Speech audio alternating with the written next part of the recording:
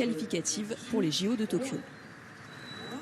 La natation, une discipline qui sera bien sûr représentée aux Jeux Olympiques de Paris 2024. Pour ces JO, tous les départements de France vont participer à un programme baptisé Terre de Jeux 2024, un programme auquel adhérait aujourd'hui le département du Loiret. Les explications d'Alain Eudes et d'Isabelle Racine.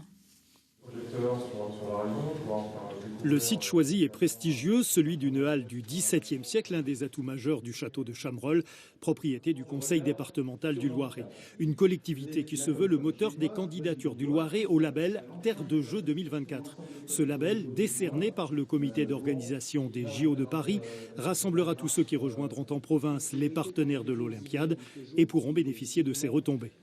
Le Loiret, de toute façon, souhaite mutualiser l'ensemble des actions qui seront faites pour soutenir les Jeux Olympiques de 2024. Alors, il y a effectivement la mise à disposition possible d'installations sportives qui sont de très haut niveau. Et donc, on peut facilement accueillir sur de très bonnes installations des équipes nationales qui voudraient goûter un peu à la France avant même les Jeux Olympiques de 2024. Le Loiret se positionne comme potentielle base arrière de certains sports, essentiellement le judo et l'escrime à Orléans, afin de recevoir des délégations dans les mois ou années précédant l'événement.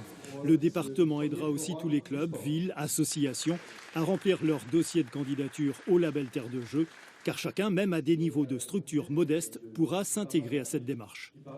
Chacun, ce qui va le concerner, c'est-à-dire les régions vont s'occuper des équipements structurants, les départements par rapport peut-être un peu plus au territoire dont il a la charge, et le bloc communal, ces clubs. Il n'y a pas de hiérarchie entre les collectivités, il y a simplement des gens qui auront le label, et il y aura des structures qui pourront aider, qui pourront coordonner et qui pourront fédérer.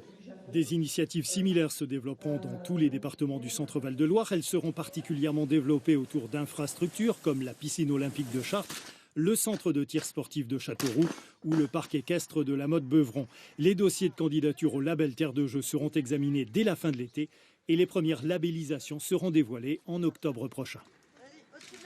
C'est en ce moment